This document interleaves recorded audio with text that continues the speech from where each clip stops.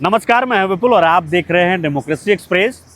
जब किसी घर का मुखिया बुजुर्ग हो जाता है और वो फैसले लेने में सक्षम नहीं रहता या फिर यूं कहे कि उसकी मानसिक स्थिति बहुत बेहतर नहीं रह जाती, तो उस घर के जो कुछ चालाक सदस्य होते हैं वो अपने पक्ष में अपनी चालाकी से फैसले करवाने लगते हैं।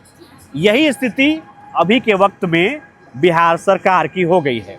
मैं ऐसा इसलिए कह रहा हूं क्योंकि नीतीश कुमार की जो काम करने की जो शैली शुरू से रही है, अब उसमें बड़ा परिवर्तन दिख रहा है। परिवर्तन ऐसा कि हाल के दिनों में जो कुछ फैसले हुए हैं, अब उन पर सवाल खड़े होने लगे हैं। सवाल कौन कर रहा है? तो सवाल खड़े किए हैं नेता प्रतिपक्ष तेजस्वी यादव ने। तेजस्वी यादव ने ये कहा कि बिहार सरकार को अब चाहिए कि वो एक जमाई आयोग बना दे। ये सवाल इसलिए किया गया क्योंकि सरकार ने बहुत सारे आयोगों का गठन किया और उन आयोगों में नेताओं के दामादों को एडजस्ट किया गया। जी हाँ, जीतन राम मांझी के दामाद देवेंद्र मांझी को अनुसूचित जाति आयोग में उपाध्यक्ष का पद मिला।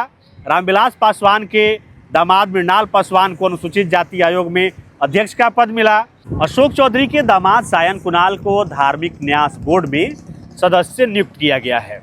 तो इन तीनों फैसलों पर सवाल खड़े हो रहे हैं।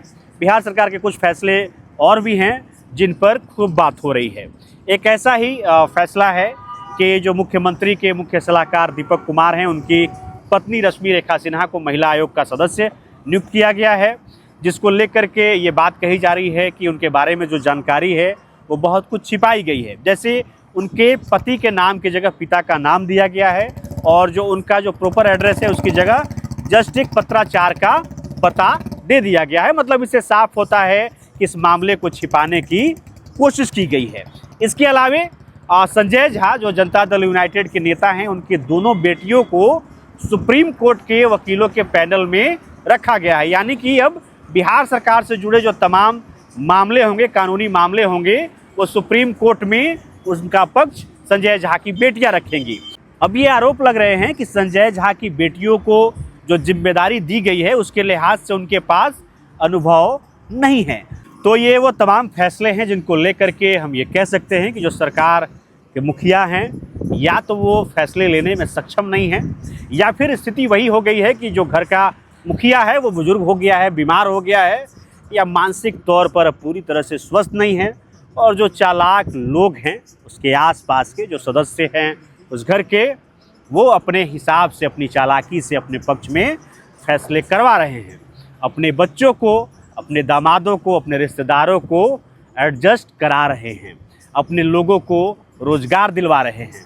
नहीं तो हम लोग जितना नीतीश कुमार को जानते हैं, शायद वो इस तरह के फैसले कभी नहीं लेते, क्योंकि वो हमेशा परिवारवाद के खिलाफ मुकर रहे हैं। मगर अभी जो स्थिति है बिहार में, ऐसा लगता है कि पूरी सरकार, जो पूरा सिस्टम है, वो परिवारवाद को ही बढ़ावा देने में लगा हुआ है।